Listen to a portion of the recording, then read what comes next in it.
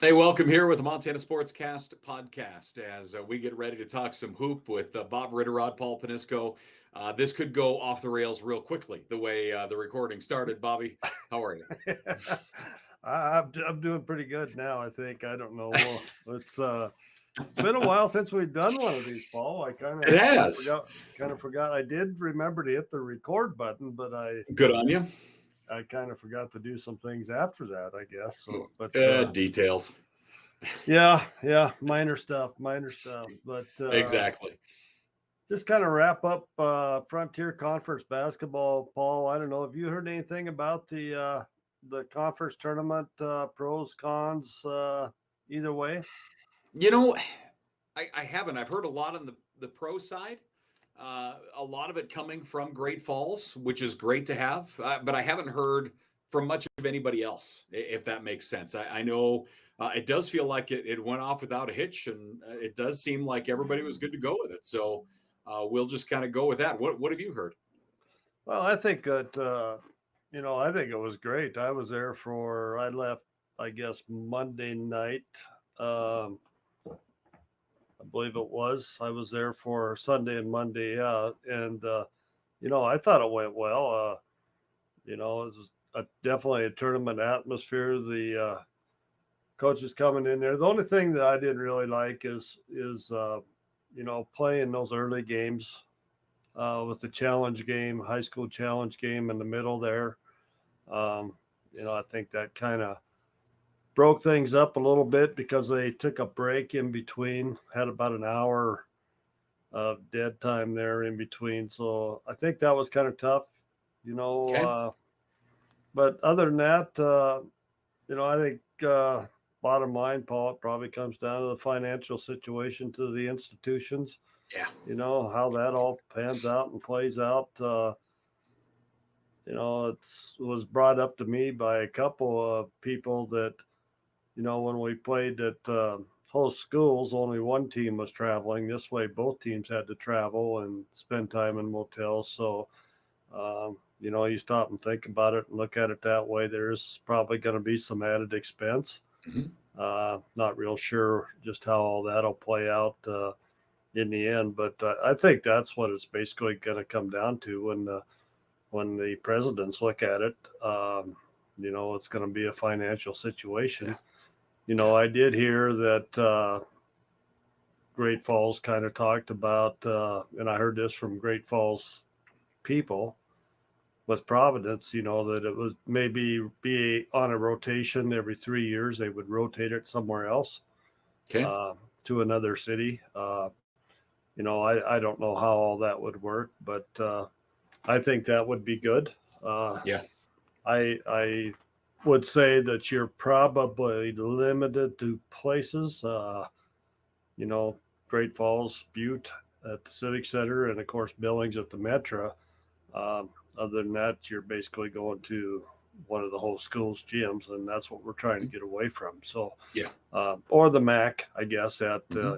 in Butte as well. But I think the Civic Center, more of an arena style, Hmm. more college tournament atmosphere, I think. But I liked it. I thought it was great. You could see all the teams. We talked about it a lot on the show, and I just think it was a good deal. You know, other than there that low in between with the high school challenge game, and I really don't know how you're going to get around that. To be Yeah. honest with you, Yeah. Agreed. because that's always going to be there, and I would say 6 out of 10 years they're probably going to, or 2 out of 3, let's put it that way, they're probably going to have a challenge game. Hmm. Um, so Yep. I think you're going to have that's something that you would have to deal with. Great Falls is probably the only place that would happen.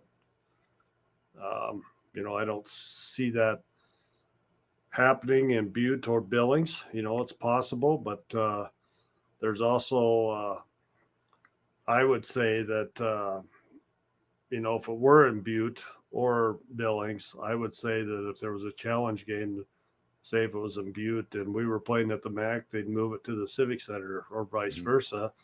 And if it's in Billings at the Metro, if there's a challenge game, they move it to Lockwood. I mean, Yeah. Lockwood's great facility. So Yeah. uh, I think that that's the only thing downfall that I really Okay. had. As far as a spectator and that, as far as administrative, and all that, and I don't really know. Yeah. What else? Well, I don't want to know. that's a very valid point. You bring up the big key is it's going to come down to bottom line. It's all going to come down to dollars.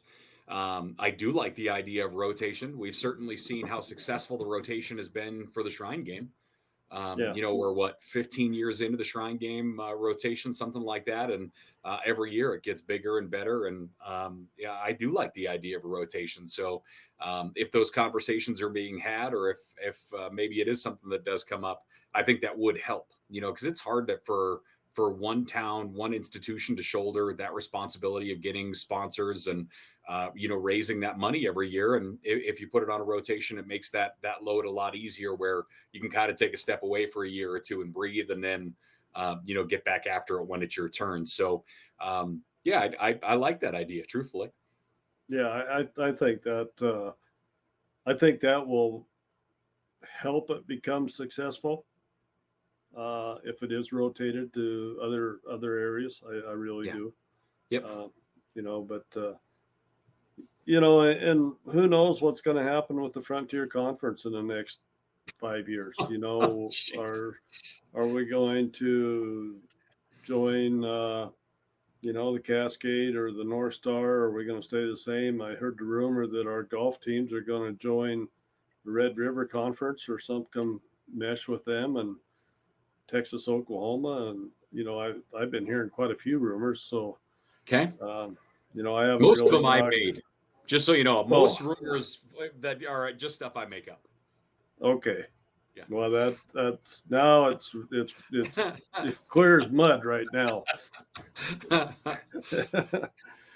I'm sure you probably had some help there by your cohort up there, but Yeah. no, I think it'd be a great idea, but I say, I just don't know what the future of the Frontier Conference No. is. No.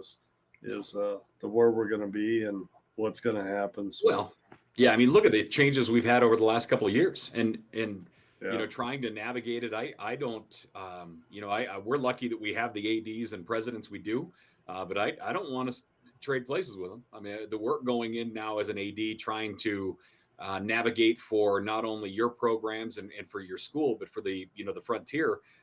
It's not pretty right now. It's hard work, and it's not. It's probably not given the applause and the pats on the back that it deserves, but they're working hard for our conference, and it's only going to get harder. I mean, you look at Arizona Christian coming, what the future of football is, and then you start to look at what the future of our hardcore sports are. Boy, there's a lot to navigate. yeah, and it's yeah, I don't know. It'll be interesting. Just to see where we end up and Yeah. where we go with all this. And the thing of it is, we, just like men's basketball, I feel we should have at least had two teams in this year for Yeah. sure. Uh, but we beat each other up so bad, Yeah. and I don't know how Well, you get around. I don't know how you get around that, Paul, because nobody wants to come to Montana and get beat. yeah. Well, I and mean, and yeah. no other NAIA schools want to come play any of the Frontier teams because they're probably not going to win. We hurt ourselves, and we have to, obviously, with playing each other 3 times currently, and the other side that did not help our men's was the poor showing in Arizona. I Yeah, think that's a huge factor. You I do look too. at, when you look at the teams and you go, okay, these are the teams, they should be in the national tournament. Well, the other Raiders are going to go, well, the few games that you have outside the Frontier Conference, this is against national caliber teams in Arizona Christian and Ottawa out of Arizona and some other schools in that, the Cactus Classic. And you go, you didn't fare well. That Cactus Classic, I think, really hurt us this year. And I think the Yeah, big one was Northern. I still think Northern would have won games at the national tournament. And I yeah, think Coach Hughes and company just absolutely got the raw deal in that scenario. But again, the Cactus Classic, I think, really hurt the Frontier on the men's side this year. Yeah, I do too. And what I'd like to see, and I don't know if it could ever be done, is like a preseason tournament early with the Cascade. Get Yeah. get at least 3 teams, maybe 4 teams from each league, and play each other someplace at a neutral site. Yeah. I just think that would be uh, a It'd be huge. Yeah. huge measuring stick and You another know, opportunity. the other side, from the Cascade side of view on that, now that our number of games you can play a year has gone down, the Cascade has just a handful of games they have to fill. So they're Yeah, able to really pick and choose the who they want to non-conference play. games they want to play. Where our coaches and ADs are taking almost any game they can find. The Cascade are in a really good position where they can go, you know what? We're going to take a couple games that we know we can win to make ourselves look good. We're going to take a couple games that against ranked opponents that we feel comfortable with, and then we'll get ready for conference. The Cascade, with as big a conference as it is, playing home and away, they have 22 games. Is that right? Yeah, I believe so. Yeah, I believe Conference they got games. 11, 10. Yeah. Yeah, So you're in great shape. So that would be ideal, but I think you're going to be hard pressed to find Cascade schools that are willing to do it. We yeah. might be better off going the other way. We might have to go, North Star. go over to Dickey and to the North Star schools that are around. Have a a neutral site, whether it's in Billings. What's wrong with holding a couple courts in Billings at like I say, Lockwood or Billings Senior or something like that, where we can have a couple games and get some games, because I would assume they're kind of in that same boat, trying to find games in the North Star, much like we are, as opposed to the Cascade side. Yeah, you're probably right there. I playing the Canadian teams. That's who we end up playing because nobody else wants to come play us. Yeah. And I'll admit the competition has gotten better in some of those games, but it's just not Frontier quality competition. And the one I was told a couple of years ago, because it felt like, real early when I was calling games, in the 1930s and 1940s, back when you started too. Yeah, It felt like we had a lot more Canadian schools coming through. And I remember asking, coaches at the time, in the last decade going, doesn't it feel like our Canadian teams have kind of dried up a little bit? And from what I was told then is that they're getting bigger checks to travel to California, to Nevada, to basically either fly over Montana or drive through Montana to play schools, on the coast. So it was more lucrative for them to do that. So that could be another issue as well, as again, trying to find schools that will come to Montana, get a couple games in, and move on. Yeah, and it's probably warmer down south than it is in Yes. Montana in December and January. Yeah, I mean, as honestly as somebody out of Edmonton or Ottawa or wherever, Yeah, it's they probably a lot. You probably look forward to going to a game in Southern Cal rather than in Montana. yeah, Hey, kids, have you ever seen snow before? Yeah. All right. So Well, let's talk a little bit about on the women's side, Paul. Let's Okay. start there. We got 3 teams in. Carroll winning the tournament, Western at second, Rocky at third. And actually they had pretty good success Yeah. in the first round. I thought, Rocky, the only team not getting out of that second round, Western and Carroll getting into the final 16 down in Indeed. Sioux City, and a good showing there. And, Western, I thought, a very good showing, Yeah. to get through. It's kind of ironic because they lost to Thomas More. And that's who we lost to last year when we were down there, was Thomas More. And, the resemblances of those 2 games were an awful lot alike. Okay. We were actually ahead of Thomas More, I think, maybe by 4 or 5 points with about 3 minutes to go, and they came back and got us. And This Western Thomas More game was very close at the end as well, a lot closer Yeah. than what the score showed. But good showing there by Western Carroll. Another great showing there by they just had so many great players, I think, and the experience on the Carroll side of things. I really thought Carroll had a chance to really make some damage in that tournament this year. And I've seen that tournament the last 5 years I've been at it. So I really thought they had a chance with their experience to go in there and really do some big time damage, maybe get into the Final Four uh, with that group of gals that they had, because they were very talented.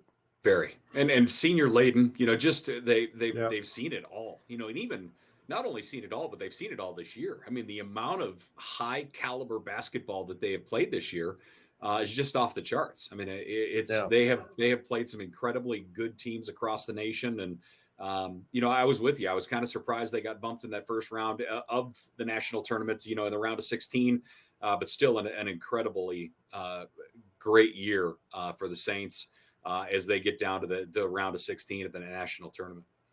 yeah, that's for sure. And You know, and yeah, I mean, you look at and I'll just go to Western. You talked about Western, and I think, in my opinion, on the women's side, I don't think anyone right now gets more out of their athletes than Coach Woolley. You look at what Coach Woolley has done through his years at Western. Um, his teams buy in, and they are 100% bought in, and it's not 4 of the 5 starters, or he's never had one of those players where you're like, all right, you're good for 30 points on this side of the floor, but you're a liability on the other side. yeah, He doesn't, that doesn't fly.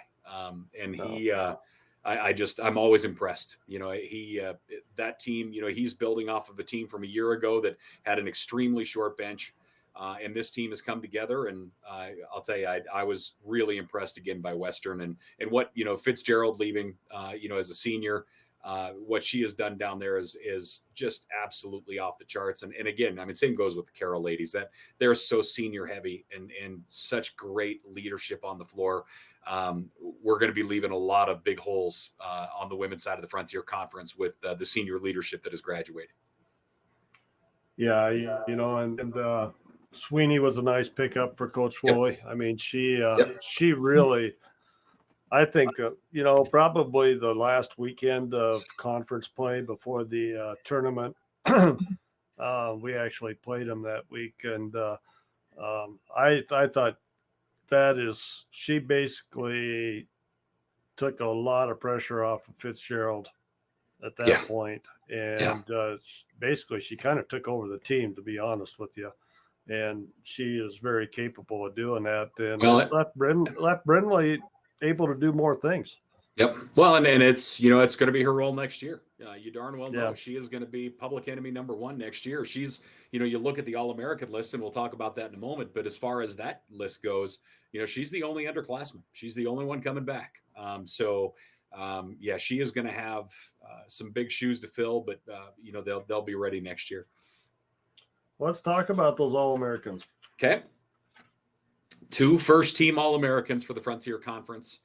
Um, I don't know if you ever do that, but when these lists come out, I always kind of try and figure out in my mind where I would put the conference players, and you hope they kind of land that way. And Pickens out of Carroll College, Jamie Pickens, and Brindley Fitzgerald out of Western, both garner first-team All-American honors, and both rightly so, and not surprising. Co-players of the year. It's funny. That's the one that I was more wondering if it was going to happen. The preseason they were co-players of the year, and I really thought that they would give us a player of the year at the end of the year, and I kind of thought Pickens would have the nod because they won. They won conference. They won the conference tournament. But they both come out co-players of the year and both first-team All-Americans, and I think you're silly if you don't think either belongs there. Oh, for sure. We talked about it all year. Those two just neck and neck for player of the year, and Yep. and I honestly think that if Carroll would have made it to the Final Four, that Pickens, I think she would have had a chance for National Player of the Year. Okay. Yeah, I I really don't. do. I She, I really mean, she do. was I think, awesome. yeah, She was just she awesome. she stepped up her game this year for sure. I thought. Yeah, she plays with a high motor, and she plays with. I'm around John Thatcher a lot, so this is obviously a factor that we deal with a lot. Is she plays with a lot of anger, and I really like that, and I think Fitzgerald does too. I think Yeah, Fitzgerald. Good luck getting between her and the rim, her and the basketball, whatever she is after. Good luck keeping her away from the basketball. yeah, yeah. And it looks like you and I were the only two that made the second team. I was kind of surprised. I thought I thought Sweeney would have a shot there, and honestly the I other one, did and too. we're both beyond partial to Chloe Thatcher. I mean, she's like family to I think to both of us almost, for goodness sake. So Yeah, Chloe, third team all conference, and then Sweeney, third team all conference. I think we have an argument for both to be second, but I think it's because of we're both too partial, honestly. But both, yeah, I'm happy that both are all American, and I think third team is great for both. yeah. I do too. And then Tavia Rooney picking up the honorable mention. Yep, I was big glad to T. see that I was too. she played. She's you talk about somebody that left it on the floor. I thought she did every night. And going through some adversity, a new coach, and making a change there. Um, just hats off to her, and uh, just a great season for her. I Yeah, thought. and that's another one. I'm beyond partial. I've been able to call almost all of her games through her career, and what she has meant to Tech is just it's incalculable. She's in the I want to say top 20 scoring. She does have a year of eligibility left, so John Thatcher is working like mad to try and get her to come back. But she's number 2 in steals, she's number 2 in rebounds, she's number 2 in block shots. The impression she has left on this basketball program at Tech is just incredible, and honorable mention All American. It could not be happier for her, could not be more proud of her, and couldn't be more thankful for what she has done for Tech. Yeah, that's for sure. Uh, Coach of the year for Okay. the Woolley. You talked about Woolley. I'm going to have to lean to Woolley. Frontier Coach of the Year is our pick. I know they have their own, but They do, just and that just usually what goes. he did at the end of the year in tournament. And even I look at, and I don't want to. I love I love what Carroll has done. They put together a great season. They brought back a lot of pieces. Where I'm with Yep. you. I think Woolley had to reload a little bit, and get after it. And I think Woolley, for me, I think Coach Lindsay Woolley is Frontier Women's Coach of the Year. Yeah. Well, let's jump into the men's teams. Okay. It won't take us near as long to talk about the national tournament with only one team advancing, only one team getting in. And, it's, I'm going to let you talk about, Caleb going down in the first minute of that ball game, Yep. Paul. It's just, gosh, it was just heartbreaking to me. I got up Yeah. to get a glass of water and came back and you ruined my whole night by saying he got hurt. I have a habit of ruining people's nights, to be honest. Yeah, and just another one where you have to love the kid. He's a great athlete. He's a better kid. He's a better person. Comes from a great family. Obviously, tremendous history, and he goes down in that first round under a minute. It's like 58 seconds into the first round of the national tournament. Caleb Bellich, the Frontier Conference Player of the Year, goes down. But it speaks volumes to what Coach Adam Hyatt has done at Montana Tech. In his 7 years, it's a team. It's not individuals wrapped up with a pretty bow and 1 and 2 guys delivering the goods. It's a team, and I think that showed. I just don't see many other teams, if they lose their or their Conference Player of the Year, that are going to advance past 1 game, let alone 3 games. Right. Winning 3 games of the national tournament without your leading scorer, without the Conference Player of the Year, I just don't think that's a possibility. And I think it just, again, speaks volumes to what Coach Adam Hyatt and his staff has created at Montana Tech. They have so many weapons. And, I think there wouldn't have been anyone who would have been, how am I trying to put this? No one would have, everyone had a preloaded excuse. Tech had a preloaded excuse if they lost to just go, well, there we go. We lost Belich. We're okay to move on. And that just wasn't what they did. They put together tremendous effort. The bench came together in huge ways, as always. Cam Lawrence had a monster tournament. Yeah. You look at what Big Mike was able to do. They really put things together. Asa Williams, stepped up and took over leadership at different points in every one of those games, not only the games in Butte, but the games of the national tournament. They have an incredible amount to be proud of, and the other fun thing is listening to, watching the games at the national tournament when it was in Kansas City, listening to the other teams and looking at rosters and seeing how senior heavy they all are. And Montana Tech returns everybody. That you lose Larson. He's a junior. He'll still have eligibility, but he's going to go on to a great career looking to pilot aircraft.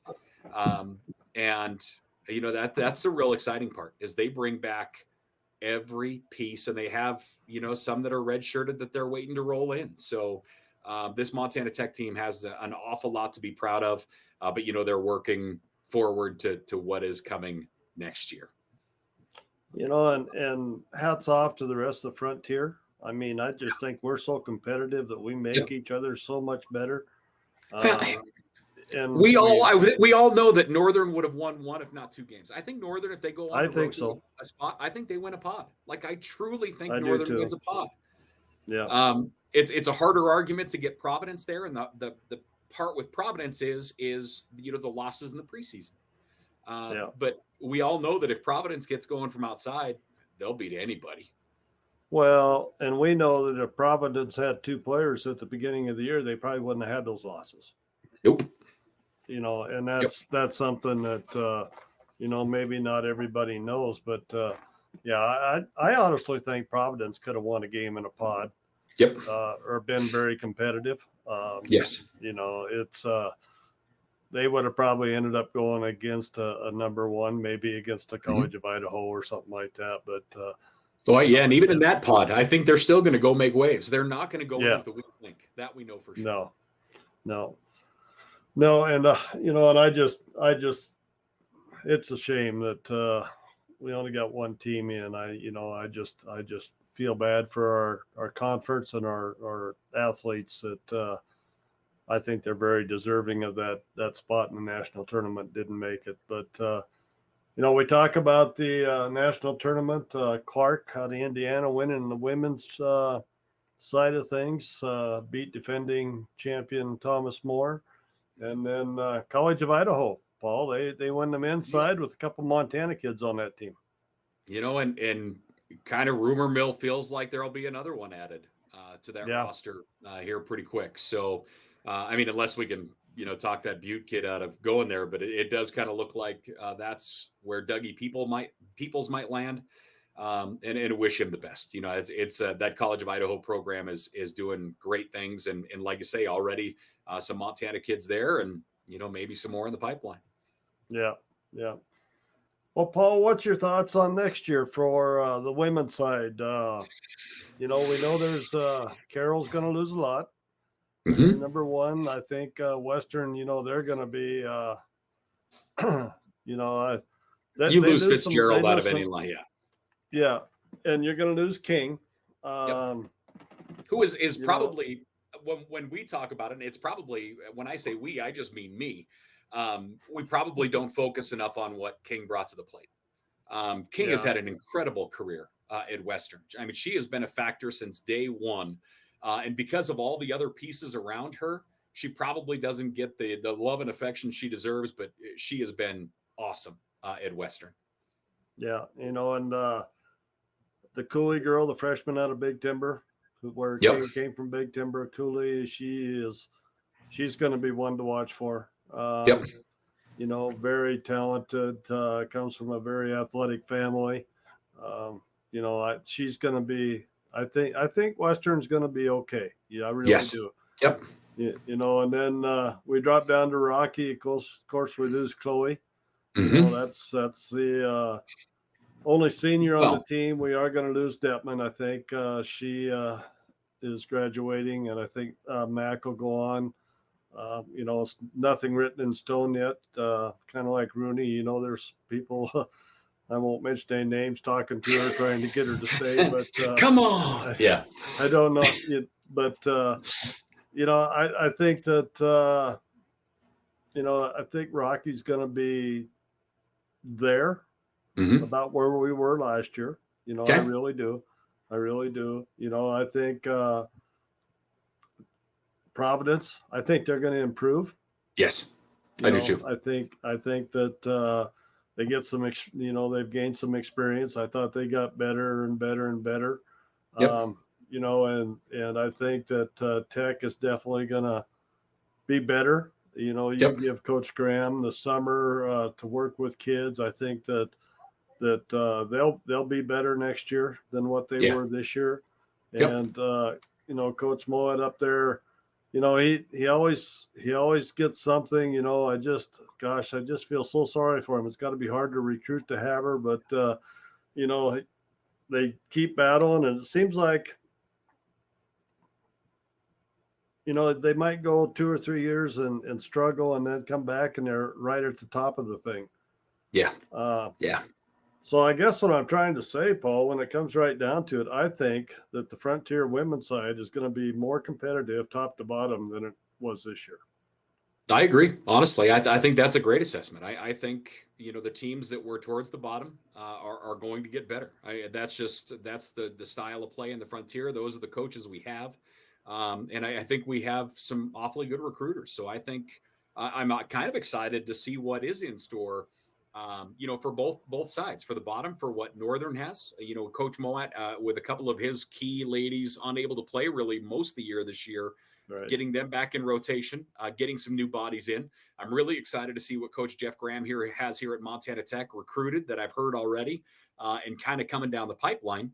But then the other side of that is I am really kind of excited to see what happens at Carroll. We have so many of those ladies it feels like have been such a factor in this conference for so long to see what is next. I think that is it's going to present a challenge, but also it's going to be kind of fun to watch move forward for Carroll College next year. Yeah, it is. And, Coach Rochelle's going to do a good job. She's Yeah. she's got some Period. good kids coming in, and she had some kids on the bench, some younger kids there that I thought she got into the games a little bit more often, especially towards the end of the season when the pressure really, when it counted. I Yep. thought she did a good job of getting some young kids in the game there. So I just think that the women's side overall is going to be more competitive top to bottom than what it Yep. was even has been in the past few years. I agree. On the men's side, like you said, Tech brings back everybody. Um, you know, I I think they could win it 2 more years. To be honest I, with you know, I, you. I, I really feel in talking to people that if Belich is in the lineup, that they have a real shot at hanging a banner. Um, Yeah. and again, I'm partial, and the people I talk to are partial, but um, they're going to be awfully good. Like I say, they Yeah. bring back a lot. Bridger Larson going out is a big loss. He was a load inside, and when Tech Yes. needed him, he played fantastic. Yeah. They return an awful lot. Coach Hyatt recruits really well. uh, they're going to be tough. And then obviously the return time on Caleb Belich is going to be a big question mark. So we'll kind of see how that bears out. But that said, you cannot overlook what anybody else is doing. I mean, Coach Hughes No. is going to be really good again next year. Yeah. Um, They're going to be real good. yes. I think. Yep. Yeah. I agree. And then we have a couple new coaches rolling in, guys that know the Frontier Conference real well. Yep. And we have Coach Drykosen's going to return a lot of guys, and this conference is going to be tough as nails again when it boils right down to it. But I think going into next year, I think you have to look at what Tech has done currently, what they bring back. They're not only going to be a threat, but they're going to be a threat at the national level to start the season. Yeah, I do too. And it'll kind of be interesting to see the preseason schedule. I Yep. think the Frontier teams, especially on the men's side, because we mentioned how we think that the Arizona trip really hurt us this year. Yep. And I think that's going to be key next year. I think we got to go down there and win. Um, Hmm. and I think that we probably need to win impressively. We can't go down there and win in overtime. We can't go down there and win by one or two. Yep. And the reason for I'm saying that is we just beat each other up in the conference play. That we got to go down there and make a statement Yeah. and win by 15 points Well, and against some even quality go, teams. yeah, if you go down and schedule 3 games, you don't want to say you have to win all three, but 3-0 looks good. 2-1 is awfully Yeah, nice. But you look at like Carroll, who put 4 games into their window down there. They went 0-4.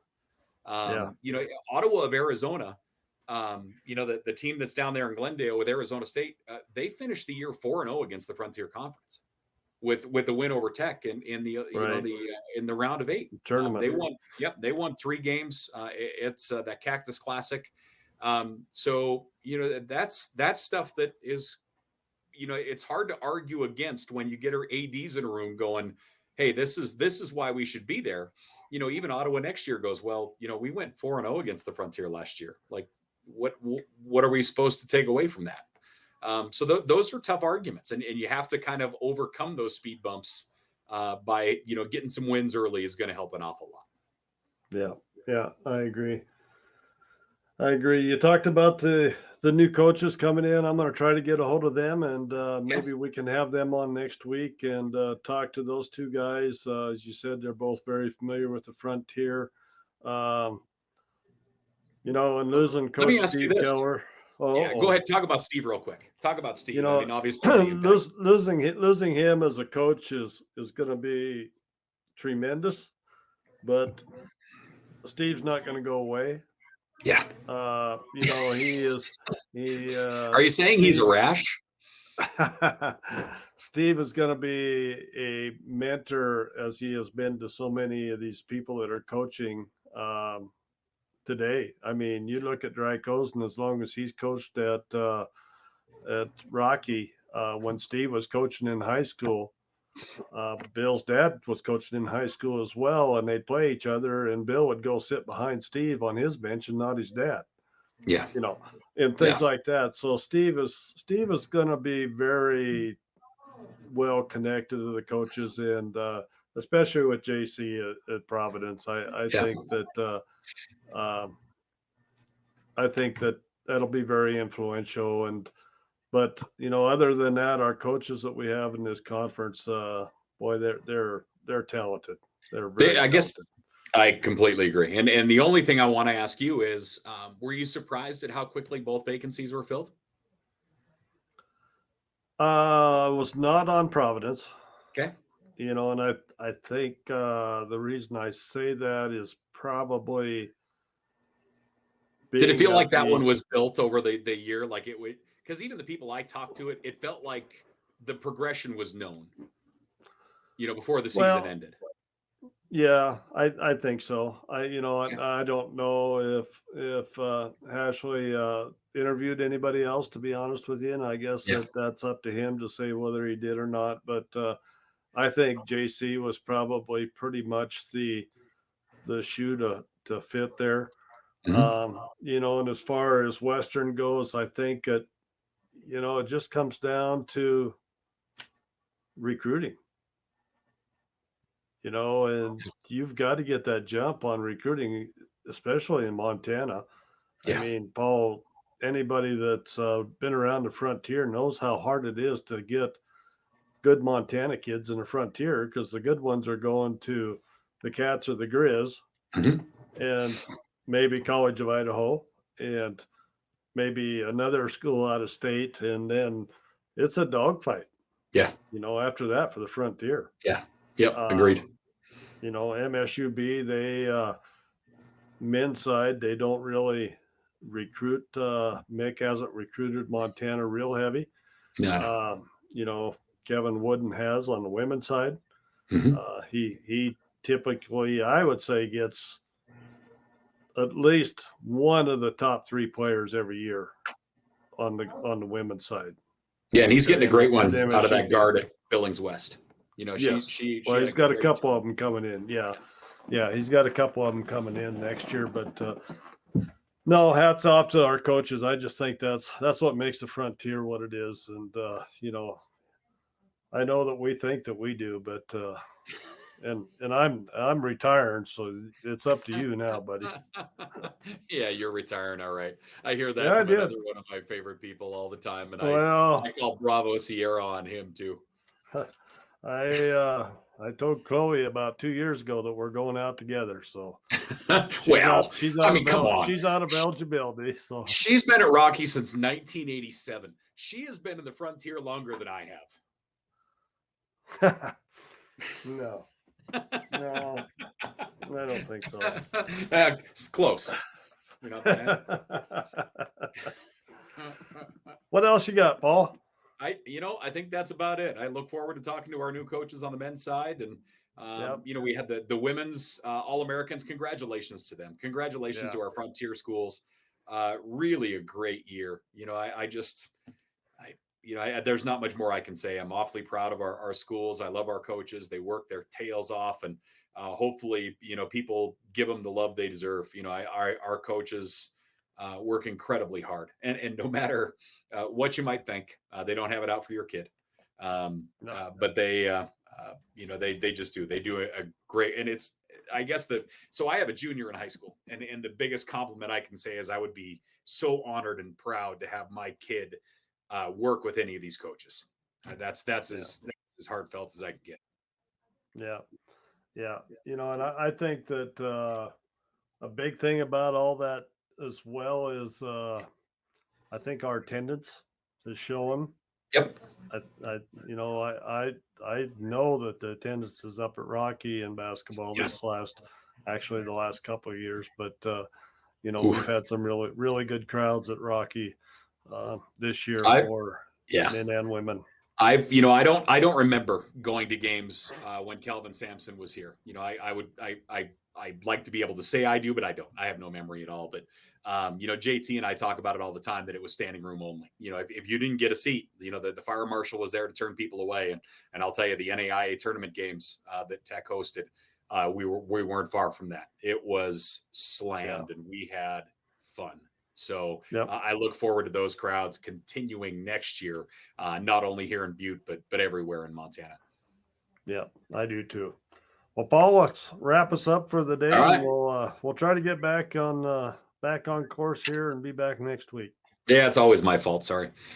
For Bob Ritterod, I'm Paul Panisco. Thanks for joining us for the Montana Sportscast podcast. And until next week, take care.